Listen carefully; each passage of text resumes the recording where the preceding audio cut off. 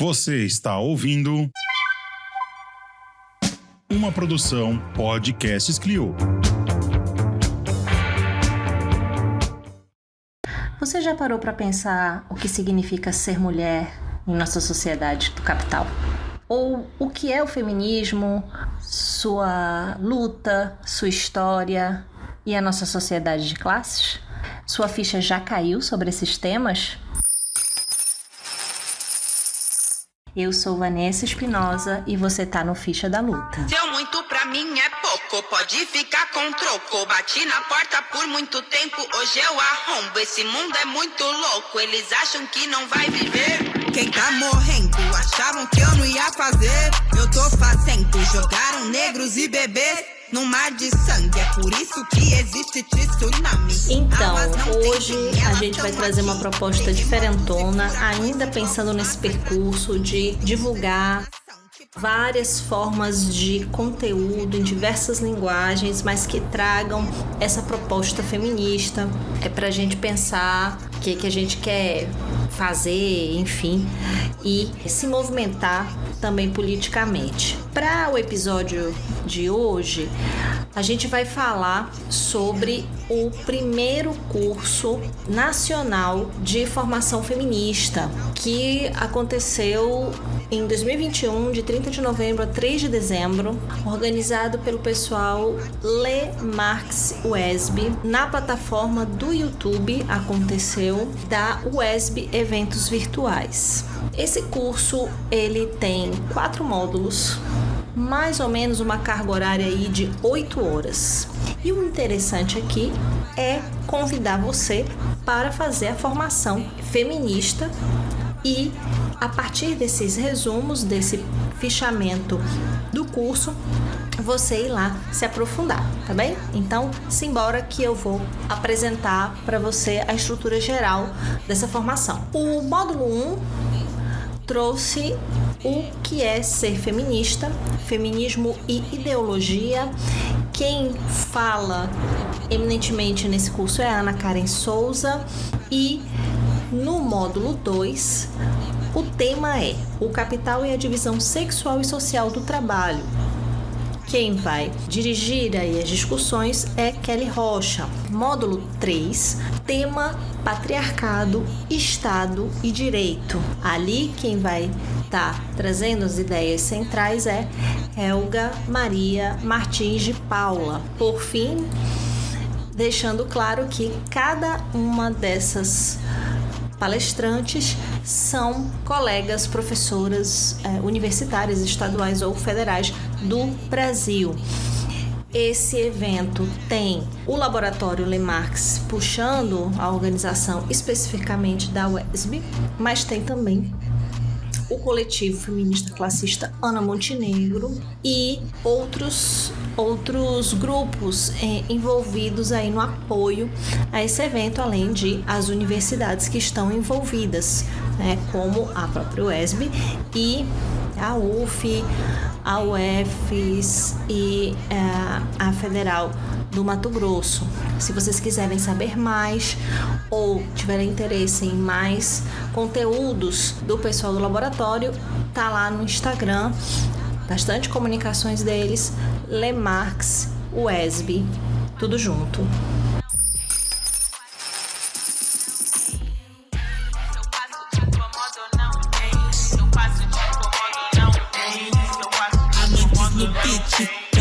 Repite, caralho. Se eu faço te incomodo não, se eu faço te incomodo não, se eu faço te incomodo não, se eu faço te incomodo não. Querem me calar, me parar, o pior me dá, me ver rastejar. Hoje não vai dar, visto o meu melhor, se eu passo te incomodo ou não, hein? Por eles eu guardava a melhor roupa pro caixão.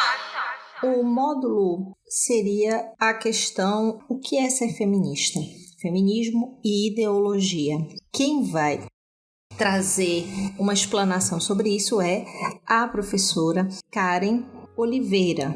Ela é professora de medicina da Universidade Estadual da Feira de Santana. e coordena nacionalmente, atualmente, o coletivo feminista classista Ana Montenegro. Ela começa mostrando, tem aí como fio condutor a fala dela de mais ou menos 1h10 e depois mais uns 40 minutos de respondendo a questões, né? E aí o eixo dela é mostrar que existe uma definição majoritária do que é feminismo. Dentro disso, ela mostra que há ondas, né, de feminismo.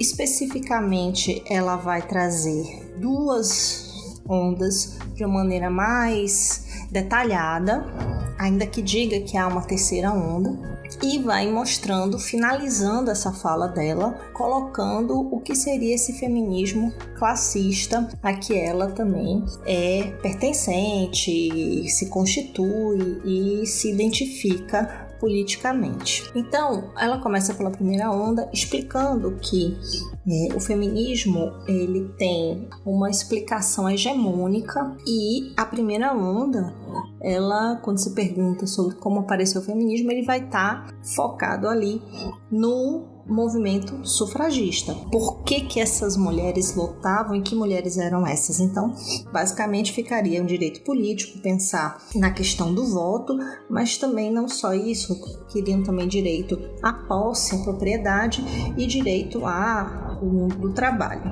Porém, esse grupo se identificava por uma mesma classe, e essa classe não era necessariamente a classe das mulheres trabalhadoras, era uma classe pequeno-burguesa. O que ela vai explicar um pouco mais sobre esse momento histórico, cultural e dessas lutas especificamente? Ela demarca ali o século XIX como o início desse movimento, mostra que o termo feminismo, ele tem, por exemplo, uma consolidação em um congresso na França, em final do século XIX, que essas mulheres, também pequeno-burguesas, utilizam esse nome para organizar o seu congresso. Com esse exemplo e também mostrando toda a historicidade e até a simultaneidade das lutas das mulheres em outros pontos do mundo, é que ela argumenta que essa é uma tendência hegemônica dentro dessa lógica capitalista já de, né, conformar, enlatar narrativas, que coloca os Estados Unidos como um polo, um eixo, para quase que irradiador, né, desse movimento. Outras coisas também desse contexto é que a gente tinha a luta abolicionista anterior a essa luta sufragista. E aí, quando essas mulheres brancas e classe média percebem que elas estão por fora, elas não votam, elas não têm direitos em vários âmbitos que elas gostariam de se igualar aos homens, leia-se os homens também pequeno-burgueses. Então se organiza essa luta que não era exclusividade dessas mulheres. Então isso aí é uma coisa importante pontuar, além do que mulheres trabalhadoras nas fábricas existe justamente ali durante todo o século XIX, extenuadas por várias questões ligadas à exploração laboral e um outro tipo de exploração que tem a ver com não considerar o trabalho doméstico dentro do sistema capitalista como algo que vai produzir algum tipo de lucro, mas que sem esse tipo de trabalho da domesticidade ele também não teria como sobreviver, pois não teríamos mais trabalhadoras e trabalhadores sendo ali formados e forjados. Então, as mulheres trabalhadoras, além de tudo, também se organizavam, além da luta que eu já falei aqui das mulheres negras. Então, esse é o ponto que ela toma.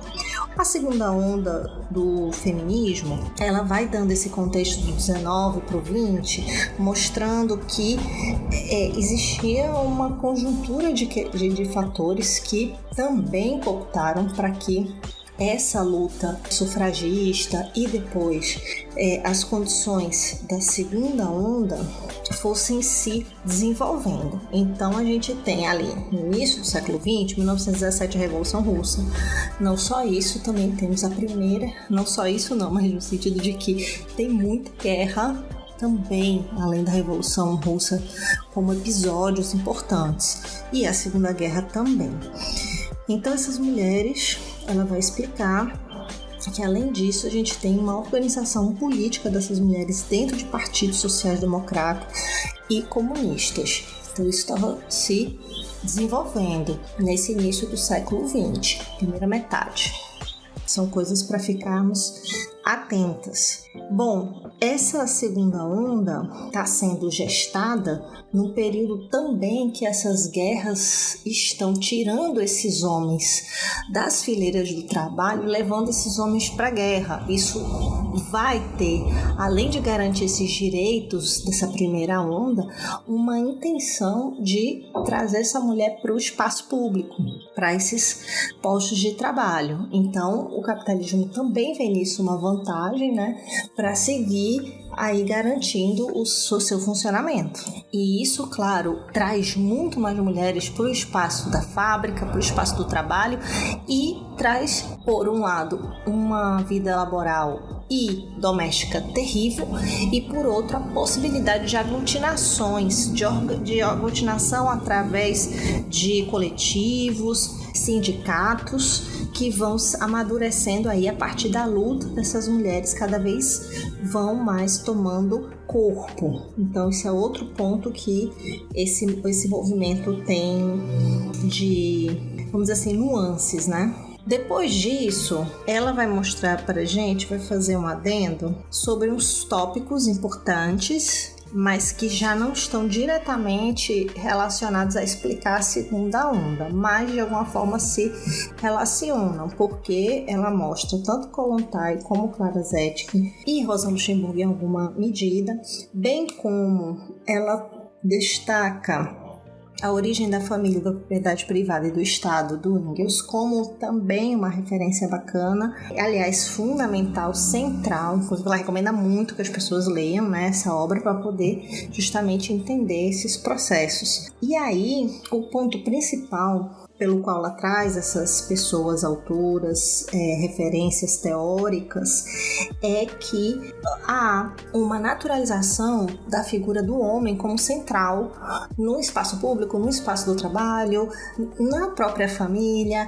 Há uma naturalização da questão de quem é que resolve as questões de bens de propriedade, e isso não pode ser naturalizado. Então, essa é uma contribuição essencial.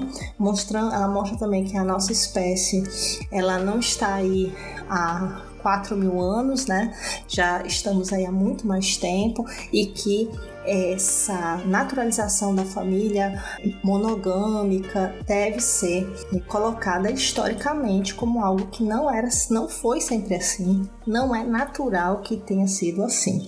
E aí a família é o primeiro esteio onde se pode conformar essa lógica da propriedade, da centralidade do homem e vamos dizer assim, do uso dessa mão de obra feminina em casa, nos cuidados e na educação, na mobilização das domesticidades, enquanto que o homem fica nesse espaço do outro trabalho, do que vai trazer a mais-valia. Então é graças a esse trabalho interno, doméstico, não valorizado dentro desses escopos maiores que o capital também consegue se desenvolver. Portanto, o tema da reprodução social, que teoricamente não produz a mais-valia, né, é um ponto-chave aqui na argumentação dela.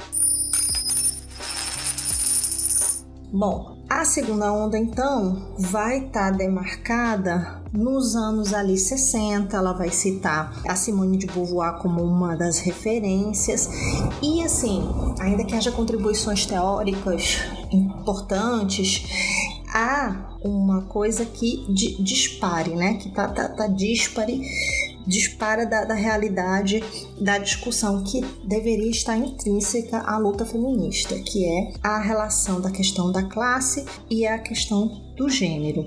Quando essas autoras trazem para o centro apenas a relação com o gênero, já temos aí, ela diz que tem uma fragmentação, né? Porque aí vai colocar gênero como centro e não vai colocar as questões estruturais no foco. Isso acontece com a segunda onda, e ela fala também do movimento de jovens ali no final dos anos 60, que vai colocar a cultura e vai novamente fragmentando as discussões no tema das classes. Para resumir, ela retoma, então, fazendo uma rápida revisão, que é importante, achei bem importante, que seria a onda 1. Ela desconsidera a luta das mulheres escravizadas, indígenas, das mulheres na África, da luta das mulheres na Ásia, e fica como único mote os Estados Unidos. A onda 2 fragmenta esse debate e critica o marxismo, colocando separado luta da mulher da luta de classes. Por fim, ela termina mostrando a questão da reivindicação do feminismo classista. Mas, basicamente, ela vai mostrar entre correntes e outros movimentos, ou corrente ou movimento, enfim, ela cita aqui pelo menos 5, mas passa muito rapidamente, vou citar para você. Feministas socialistas, as radicais, as materialistas, a interseccional, decolonial e feministas marxistas, sendo que essas últimas ela reconhece que tem afinidade no tema da reprodução social, que elas desenvolvem com bastante foco. E ela termina mostrando que no Brasil, nós temos que considerar a contribuição histórica das mulheres negras escravizadas que se organizaram e resistiram, e também a mesma coisa das mulheres indígenas, muita resistência nos processos de catequização e outros. Então, o modo de produção ele se apropria dessas explorações. A acumulação primitiva do capital no Brasil não aconteceria se não fossem essas práticas, né, a partir da colonização. E deixa bem claro que o feminismo classista se organiza contra o capitalismo e não contra os homens. Não há como se aliar, nesse caso, à burguesia, seja nacional, que ela chama de dependente, já, né, quando ela se organiza, se tem corpo, e nem a burguesia internacional. Bom, então a classe central na transformação social é a classe trabalhadora, que tem suas contradições, porque ela reproduz as violências patriarcais, mas são as aliadas nesse processo de luta, né? E aí reafirma que os homens não são o foco da luta, mas sim a luta de classes. Módulo 2, o capital e a divisão sexual do trabalho, por Kelly Rocha, da Universidade Federal do Mato Grosso. Esse módulo, ele é bem interessante, porque ela vai já apresentar no início que está baseada no volume 1 do Capital. Isso por um lado. Por outro, ela vem também de uma matriz, né, de pensamento científico que é do serviço social. Então vai apontar para nós essa relação trabalho-sociedade. Começa com o básico, para que a plateia, né, todas nós possamos entender minimamente que tem uma estrutura, uma forma de pensar trabalho pós o sistema feudal, e essa nova forma de trabalhar e nova forma de sociabilidade vai colocar esses homens, entre aspas, livres para vender a sua força de trabalho.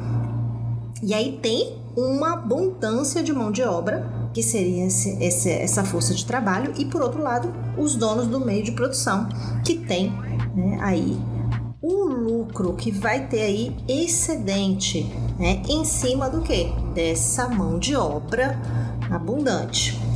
Então essa é só um desenho, uma estrutura do que a gente chama ali do capitalismo, tá? De como ele está se organizando.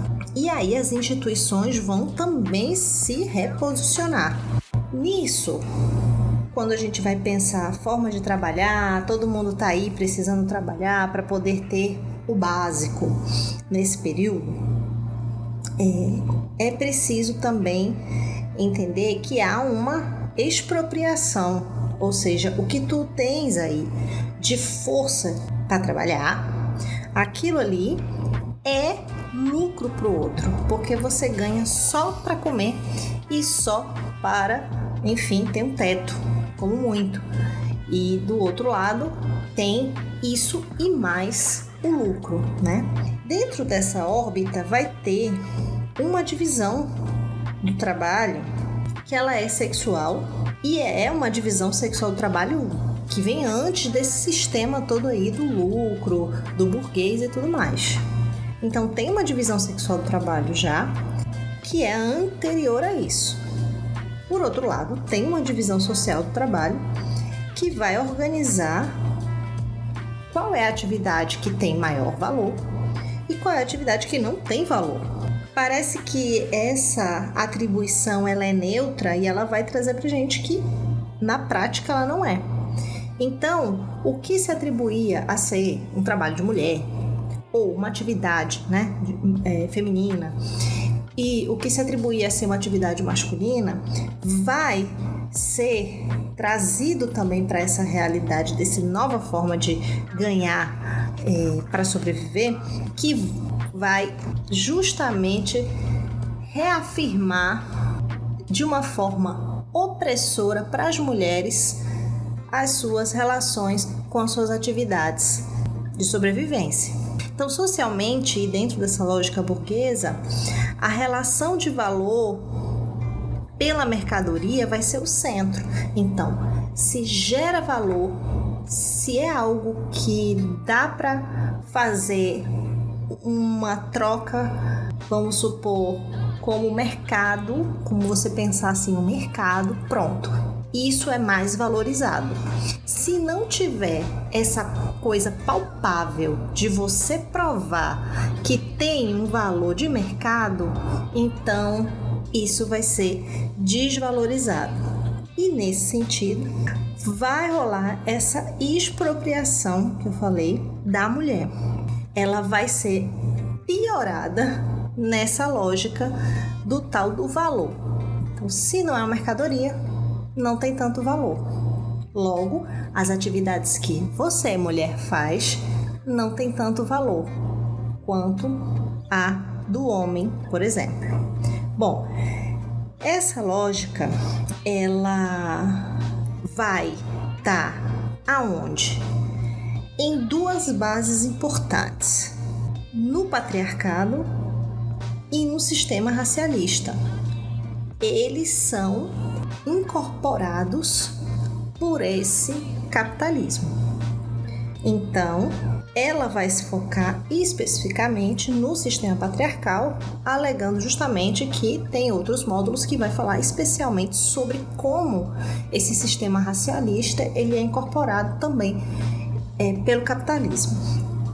Sem o sistema do patriarcado e sem o sistema racialista, não tinha como ter lucro, não tinha como ter uma galera que é dona de tudo e outra galera que só vive para trabalhar e para sobreviver.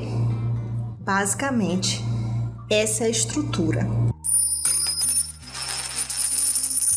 E aí, minha querida camarada, não para por aí, porque se for para customizar para o Brasil, o negócio piora assim em escala estratosférica. Por quê? Porque no Brasil a gente vai ter a particularidade da gente ter sido colonizado. Diferente, por exemplo, se você for pensar lá na Europa, né? Qual é a história que você tem de gente que chegou lá, invadiu, né? Tocou fogo, matou todo mundo? Não tem, né? Mas aqui tem. Então a gente tem essa particularidade e dentro desse sistema, quem é que é rico? Quem é que você pensa assim que é um país rico, que é civilizado, que é, né, o top? vai estar pensando ali na Europa, provavelmente vai lembrar dos Estados Unidos, mas você vai pensar na América Latina, nós aqui no Brasil, vai pensar o quê? Que a gente é pobre, que a gente é a periferia. Pensa aí na tua cidade, quem é que mora na periferia e quem é que mora nos bairros mais ricos, com mais segurança. Pois é, nós somos um país que está na periferia desse sistema e somos dependentes desses movimentos dos grandões, dos que são civilizados. Então, essas características básicas para a gente pensar o sistema patriarcal. E o terceiro ponto é a divisão sexual do trabalho, que vai ter por base a exploração da mão de obra feminina e, claro, também pela opressão advinda do sistema patriarcal. Então, perceba, a mulher é privada quanto um ser social. Por quê? Por meio do trabalho, nós somos também constituídas, né? Beleza.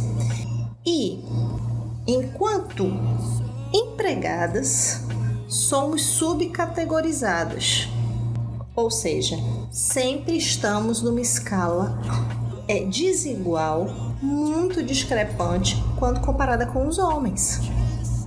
Portanto, e isso você e eu sabemos que é palpável, a diferença salarial, por exemplo, a diferença de como socialmente nós somos levadas ou não a sério quando falamos de um lugar especialista ou falamos de um lugar que tem ali algum tipo de liderança.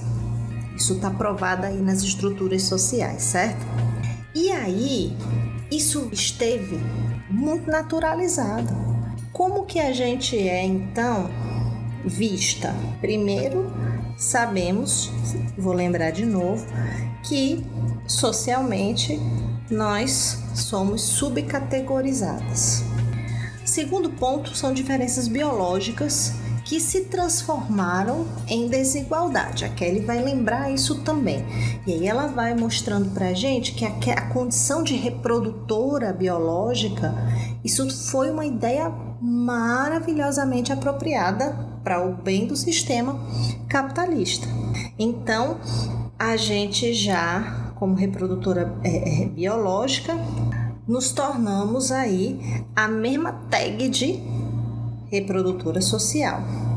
E isso não vai circular virando produção, isso não vai virar mercadoria. Portanto, a reprodução vai ser também algo desvalorizado nessa lógica capitalista. Com isso, também vamos adicionar as funções domésticas de cuidado, que vai sendo cada vez mais valores da classe dominante que vão estar em que modelo? Em um modelo de família nuclear burguesa. Portanto, o sistema patriarcal, ele é perfeito para que exista entre aspas, não trabalho, por quê? Porque não gera lucro, porque não é mercadoria, que vai reproduzir seres para o próprio sistema e, por outro lado, também vai ter quem cuide de tudo isso sem nenhum custo. Basicamente isso.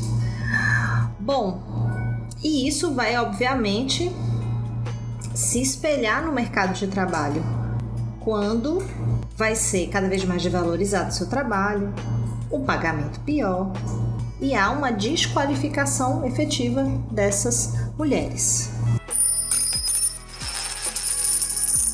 Bem, ela também traz outros elementos, eu estou trazendo só os pontos principais do raciocínio, que vale a pena você ir lá aprender com a Kelly.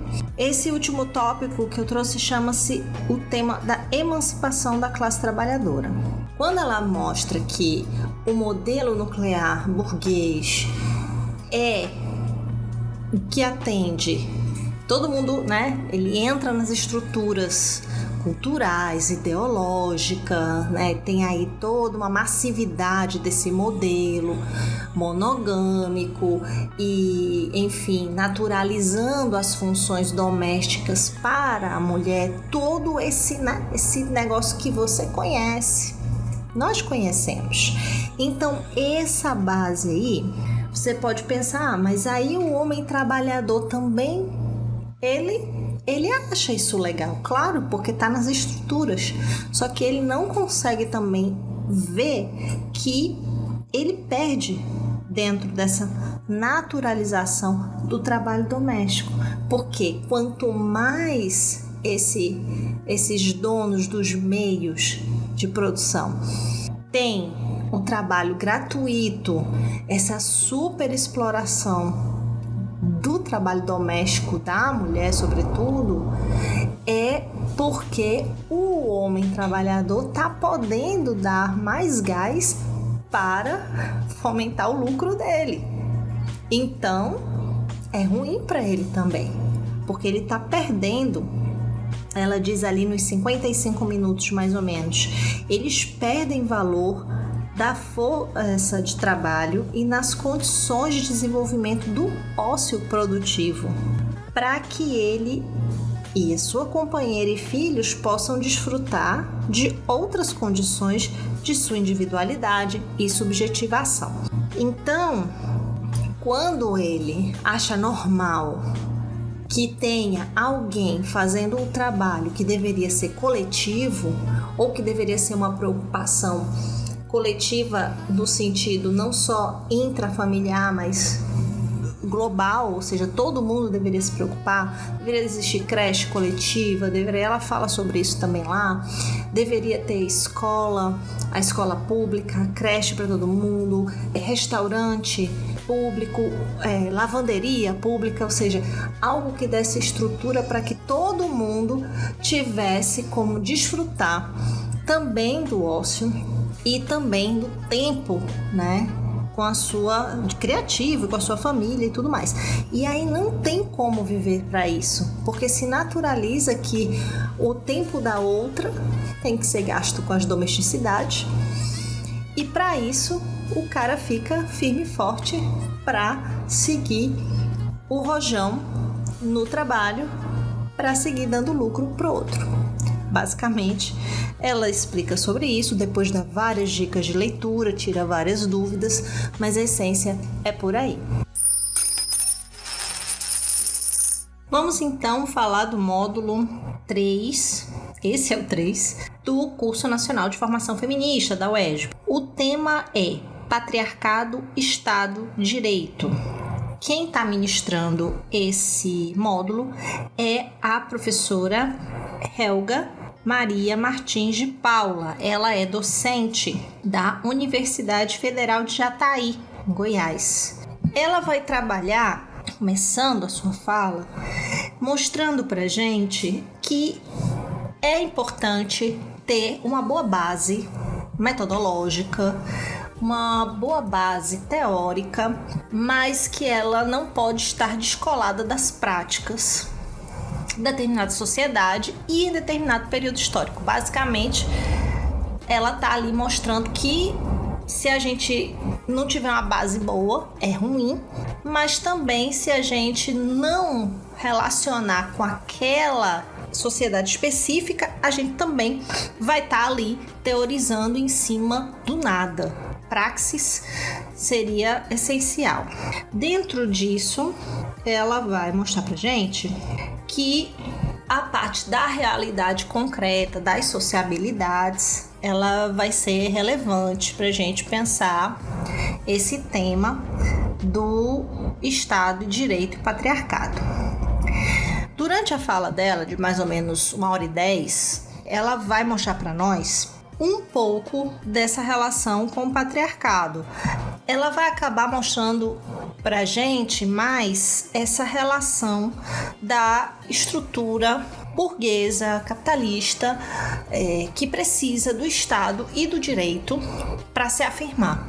E aí, nisso, ela vai tocando na questão do patriarcado e também da mulher de maneira direta, mas ela não aprofunda. Isso que eu quero explicar para você. Após ela fazer essa parte, né, de mostrar que é importante ter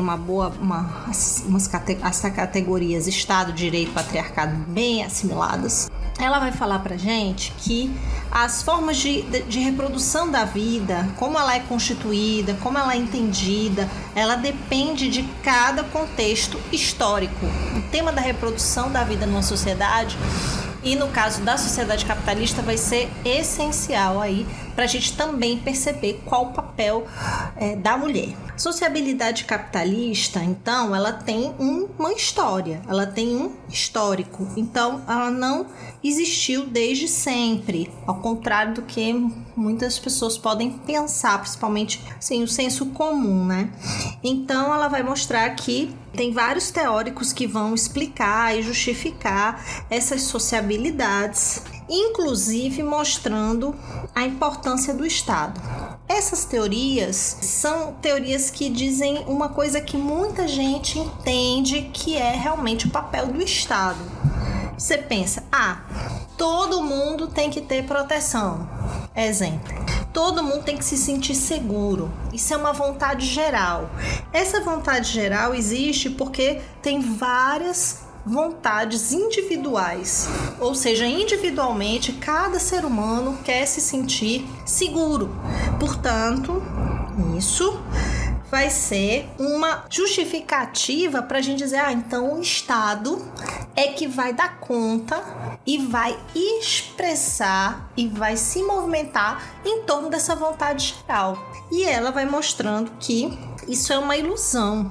O Estado se apresentando como algo universal, sobretudo quando a gente pensa o Estado que a gente conhece de uns séculos para cá. Então, por que o Estado precisa ter essa aparência de que ele é maravilhoso, de que ele é um ente que realmente representa toda a diversidade, todas as demandas gerais? Porque ele, aparentando isso, ele vai proteger o particular, ele vai dar conta de ter justificativa para um grupo, como lido como algo geral. Ou seja, é importante ter um terreno, é importante ter uma casa, é importante ter meu sítio. Então, esse pensamento, que é uma lógica que não é de todos, mas é a garantia do indivíduo ter propriedade privada, fica parecendo que é algo que todo mundo, né, individualmente quer. Enquanto, na verdade, isso é algo que garante que uma minoria tenha a posse, a propriedade, e uma maioria não. E o modelo patriarcal, nesse sentido, por que ele é bom? Por que ele é ótimo para esse sistema que a gente está? Porque ele vai conformando o modelo que vai garantir essa propriedade privada. Sem o patriarcado e sem a questão da raça, não tem como essa lógica sobreviver. Então, quando você racializa, cria esse danado dessa raça como algo relevante para a economia, para as sociabilidades em determinada comunidade, você está ali mostrando que, na verdade, há uma grande desigualdade, porque essas são coisas artificiais que se criaram. O patriarcado já existia? Já há. Só que ele é utilizado dentro da lógica do capital para justificar, inclusive, né, o não trabalho tagado, né, designado como não trabalho da mulher. Portanto, aí ela faz o gancho, né, que o Estado não é neutro, ele funciona por uma determinada classe, se travestindo de universal, e em relação ao patriarcado, ela fala que as mulheres são sujeitos históricos fundamentais do processo revolucionário. Por quê? Qual é a base do patriarcado? A exploração das mulheres pelos homens. no nosso caso brasileiro, que ela vai usar uma autora que se chama Eliette Saffioti, que tem um livro lá, Mulher e Sociedade de Classes no Brasil. Ela vai usar bastante essa base e vai explicando que o nosso caso também precisa ser considerado para analisar as coisas, né? Então os caras fizeram a teoria lá do patriarcado, da luta de classes sociais e tudo mais, mas a gente precisa adequar a nossa realidade. Então, vamos lá. Caso brasileiro, ela vai pontuar a questão da invasão territorial, que eu espero que você lembre que o que hoje chamamos Brasil foi invadido pelo colonizador europeu, branco. Fora isso, ela também vai botar a questão do estupro, né? De indígenas e de negras, também praticamente vistas como máquinas reprodutoras, frutos dessa violência que foi impingida aqui. E um outro ponto uma observação muito importante que ela faz é: a igualdade não é possível dentro do capitalismo. Portanto, fica a dica para cair tua ficha que só se combate essa trajetória maligna de exploração, só se combate esse histórico que reafirma esses homens em situação de exploração dessas mulheres, se combate a raiz, e a raiz é o capitalismo. Portanto, todas essas pautas que a gente vê, elas não têm profundidade para resolver o problema na raiz. Então acaba sendo interessante para o capitalismo algumas lutas femininas para a mulher ter algum tipo de ou direito ou espaço de sociabilidades ou no mundo do trabalho, porque isso é capturado pelo capitalismo. Ela explica, né? Essas pautas históricas são raptadas, como a questão, por exemplo, ela vai falar do empoderamento, do empreendedorismo feminino, quando na real elas estão sendo precarizadas na sua força de trabalho, e ainda vai estar aliando esse tal empreendedorismo com uma tarefa que sai muito interessante, muito barata para a manutenção do sistema, que é o do cuidado, como uma das suas tarefas, como algo que é naturalizado, né? O cuidado com os idosos, o cuidado com as crianças, com os serviços domésticos. Bom, e por fim, para não ficar aqui também, né, muito tempo, só vou trazer aqui, que aí você pode ouvir ela com tranquilidade lá no YouTube, né? Então, eu vou falar qual é o mote que ela traz em relação à sociabilidade capitalista, o Estado e o direito. Ela vai mostrar que a gente não vai conseguir entender o papel do Estado e do direito se não for por esse viés da resposta a uma minoria que tem ou está no poder. Então, o que é o direito, né? Ela diz que o direito ele é pensado como uma forma jurídica dessa sociabilidade dessa minoria. Então, tanto o Estado como o direito, eles não vão revolucionar, eles não vão resolver nada. Porém, ela afirma que ambos são importantes, relevantes, no sentido da mediação. Então, ela avalia que o direito, por exemplo, ele não é um caminho emancipatório, mas ele pode ser um canal de mediação. Exemplo que ela dá são os direitos trabalhistas.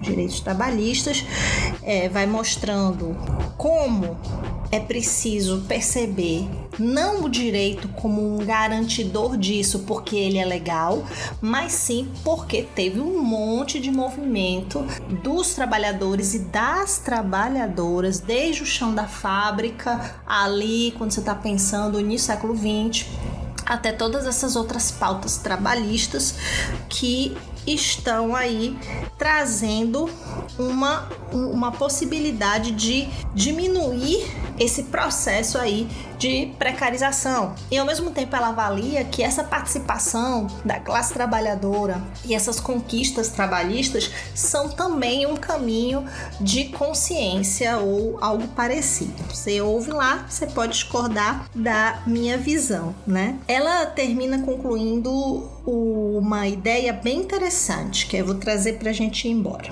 Com a crise do capitalismo, atualmente, é vital que a classe trabalhadora se reorganize. As mulheres, nesse sentido, são fundamentais como sujeitos históricos da classe trabalhadora. E é nisso que ela aposta, é nisso que ela acha que vai ser importante nesse momento em que o capitalismo está aí com suas garras, super nervoso, querendo sobreviver. Então, o módulo 3, com o tema Questão Racial e as Mulheres, vai trazer como ministrante a Jaqueline Botelho. Ela é professora doutora lá ali no curso de Serviço Social da Universidade Federal Fluminense. O módulo vai ter, como os demais, esse padrão de não passar muito de 2 horas, sendo que a ministrante tem aí 1 hora de fala e depois abre-se para as perguntas. Então, durante essa metade, né, da aula e do vídeo que você pode assistir, ela vai partir do pressuposto de o Estado, mas num sentido mais lato. Ela se baseia em Gramsci e pensa a sociedade civil como um lugar de conflito, não vê esse espaço como algo único, uniforme, uno, e aí considera esse lugar como um espaço de conflito, né, de luta de classes. Bem, isso é a primeira coisa que ela simboliza. O foco central, ela faz um longo e importante processo de contextualização, focando na estrutura opressora desse desenvolvimento do capitalismo, sempre pensando o Brasil, historicamente, e a relação do movimento negro e depois dos coletivos negros. Ela passa rapidamente no início do século XX, com a primeira movimentação, aglutinação, organização, vamos dizer assim, negra na República Velha, mas depois ela foca mais nos anos 90 e 2000, 2010, por aí. Então ela vai estar sempre relacionando esse passado colonial com esses momentos da organização do povo negro no Brasil. A fala dela vai estar girando em torno dessas questões. Um ponto interessante que ela levanta é que um sinalizador ruim é quando a gente começa a perder direitos. Isso sinaliza sobre uma correlação de forças, né? Mas também sinaliza que a coisa para a população negra e para as mulheres negras também fica mais difícil. Isso aí é uma mostra de que a crise do capitalismo, né, e como as classes dominantes vão se comportando diante dessa crise e sobre a capacidade da classe trabalhadora dar alguma resposta a isso. Um ponto também que ela percebe, e aí está relacionado com essa capacidade da classe trabalhadora da resposta, é que a partir dos anos 90, depois das décadas anteriores terem um boom na academia também, sobre o uso das categorias marxistas, né, essa coisa se esvazia a partir dos anos 90. Então, há uma tendência, há uma afirmação de que a categoria das classes sociais e da luta de classes já não é tão interessante para se discutir. E aí ela vai mostrando, né, na fala dela, que é importante sim valorizar as contribuições de Marx para pensar dentro do contexto do Brasil esse arsenal teórico, valorizando também autores que olharam para o Brasil desde a perspectiva comunista. Então, uma forma que ela trouxe para o tema principal, que é a questão racial e as mulheres, ela tentou mostrar para a gente esse arsenal teórico de historiadores do Brasil, sociólogos do Brasil, que contribuíram e seguem contribuindo para pensar e para propor, né, mudanças para o país, e são intelectuais negros, e ela cita muito intelectuais negras, tanto pensando teoricamente como Lélia Gonzalez, mas pensando também em Carolina de Jesus e outras mulheres que também leem o Brasil, não numa perspectiva cientificista, vamos dizer assim. O contexto do Brasil, então, ela vai retomar, a partir do que eu já falei para vocês, essa herança escravista de 400 anos de escravidão negra, né, na formação do país, tem que ser sempre levada em consideração e tal. Então não dá pra gente pensar o Brasil como se isso não tivesse acontecido e que isso não tivesse consequências, né? E que teve uma galera proletária negra, sim, que estava sendo esquecida na história do Brasil. E aí ela vai trazendo historiadores marxistas, né? Traz esse ponto que recuperam a questão do trabalho como algo foi construído no Brasil como algo negativo, como algo sofrido, como algo digno de escravos e não da população branca, né? Então isso aí também é outra herança, outra leitura, interpretação do Brasil que precisa ser pontuada.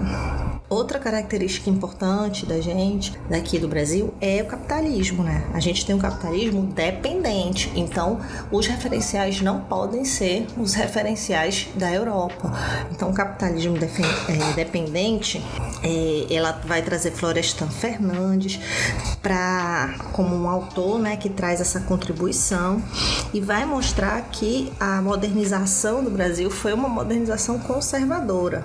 O que isso significa? Que a gente entra aí nesse bojo, né, novas formas de desenvolvimento e tal, mas a ausência de uma reforma agrária em que tem uma alta concentração de terra para pouquíssimos e nada para muitos, e 2, um sistema educacional nesse perfil que ela chama de dualista, são duas baita estruturas desse passado que persistem, né, e têm consequências até hoje. O que é essa educação dualista, né? Antes que você fique, que danada é isso? A educação dualista que ela traz é essa coisa, uns pensam, outros são formados para o trabalho técnico, né? E a gente tem atualmente essas reformas todas visando isso, né? Vamos preparar o jovem para, normalmente pobre, para o mercado de trabalho. Então você oferece os cursos técnicos, sendo que a classe média alta vai ter acesso às escolas privadas ou escolas públicas, que tem aí a referência como os IFs, e aí entram na universidade e compõem, né, essa forma de ler o Brasil, de escrever sobre o Brasil, apartando a classe trabalhadora desses espaços, e aí eles são as pessoas que pensam, e a classe trabalhadora é a que executa, né? Então, isso aí tem também as consequências. Nos anos 90, dado esse panorama, vai ter uma mercantilização bem importante. Vai ser um momento que, como ela já trouxe, né, Marx vai saindo dessa cena, essa interpretação de que existem as classes, de que existe a luta das classes. Isso vai sendo esvaziado, mas também tem esse contexto político, que é saúde, educação. É tudo visto como mercadoria, sabe? Então, qual que é o sinal desse tipo de desenvolvimento do capital aqui? A gente agora vai ter a tal da gestão de crise, né? Que é o enxugamento do Estado, e a sociedade civil vai ser chamada, né? Como se ela fosse aí o terreno do não conflito. Então, povo, venham, né? Para participar, né? Que a gente está aqui querendo fazer uma gestão da crise. E aí, com isso, tira do Estado a obrigação de gerir essas áreas, e a visão de mundo dos maiores interessados nesse esvaziamento do Estado de suas obrigações, obviamente não é a pessoa trabalhadora, não é a classe trabalhadora, né, que vai tendo que pagar cada vez mais para ter acesso ao que o Estado deveria prover. Então ela vai retomar mostrando que é preciso resistir, que a luta do povo negro no Brasil é histórica. Ela vai citar o Clóvis Moura em Rebelião na Senzala, que é essa questão da necessidade do Brasil embranquecer, ou desse eugenismo, né, chama, do Estado brasileiro. E isso é uma ação amplamente violenta, né, contra a população negra do país. Se tira também as oportunidades de trabalho, de educação, do acesso à terra, né? Então, ela até comenta em um momento lá que a terra, ela que foi tirada, né? Ela que foi privatizada, ela que ficou presa, né? E aí, a ideia da liberdade dos negros com a terra tirada, né, da oportunidade livre de acesso, foi também outro golpe, né, em relação à população negra. Então, se isso foi gestado ali desde o período colonial, que seria ainda uma fase do capitalismo que ainda está acumulando, né, primitivamente, e isso está se consolidando quando existe o pseudo-rompimento, né, com a metrópole. Então ela percebe isso, né, que não, como a gente tem aí uma burguesia que se forma aqui, que se quer industrial, que está ali, né, no século XX, 19 para o 20 se desenvolvendo, ela não rompeu com essa estrutura, né? Conversando, inclusive, se forjando a partir de um diálogo importante com quem? Com essa elite agrária, né, que começa tudo ali ainda na acumulação. Então, essa aliança, essa parceria, esse não rompimento com essas condições antigas, só vai dar ruim para a população negra, né, que ok, você está livre e não tem nenhuma condição, não tem também nenhum tipo de suporte social, material, e é construído o contrário, né? Uma narrativa de embranquecimento, né? Dessas pessoas que deveriam estar ali ocupando vagas, inclusive vagas melhores, né, de trabalho. Então a burguesia daqui, ela não vai romper com essa lógica da estrutura fundiária, que seria a estrutura da terra, dessa relação de troca de favor. Isso não vai mudar. Então é aquilo, o negro é liberto, mas a terra vai ficando cativa, né? Essa lei de terras que inventam é para confirmar isso. Então, nunca vai ter aqui no país uma condição de igualdade. Não, ela não brotou na igualdade, ela não vai ser igual de jeito nenhum. Então, o capitalismo também não é igualdade. Então não há nesse sistema condição de a gente ter a população negra com alguma chance de acesso igualitário. Portanto, ela faz essa crítica, mostrando que o movimento negro e depois os coletivos negros já no ano 2000 precisam ter isso em foco, que a parada não vai mudar se ela ficar focando em uma espécie de negociação para ficar um pouco mais confortável dentro do capital. Não vai romper, não vai mudar a sua situação estruturalmente. Suas condições materiais também, vai ser um ou outro que vai conseguir furar a bolha, mas as condições de equidade, de igualdade para todo mundo não vai rolar. Então essa é a crítica principal que ela faz, o alerta. A questão das mulheres, ela vai mostrando que é muito importante a gente valorizar, colocar em prática a lei sobre essa valorização ou essa obrigação, né, de trabalhar sobre a história do povo negro nas escolas, ter autoras negras normalmente dentro do meio intelectual também e discuti-las em todas as oportunidades possíveis também com essa mulher trabalhadora. Então ela vai mostrar qual que é o grande dilema: ou você embranquece, ou você luta, ou você vai apanhar do racismo, sendo chamado a quê? A resignação. E vai fazendo alerta sobre essa questão das bandeiras, das lutas, para estar focada que a luta antirracista, ela passa pelo Bom, por reconhecer sua ancestralidade, por se reconhecer negra e negro, sim, ela vê isso como fundamental.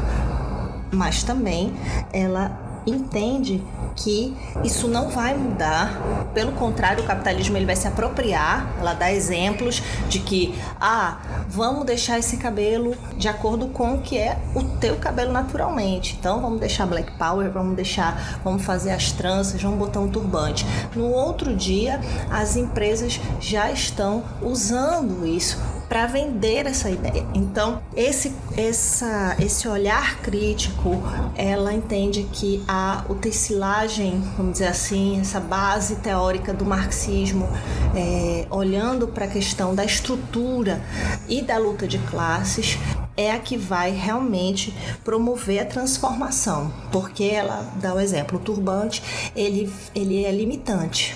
Ele pode ser inclusive consolador, mas não vai resolver. E a outra dica que ela dá é estar junto dessas mulheres e não é colocar, ela dá o exemplo, não é colocar o turbante e dizer pronto, agora você é empoderada, tchau.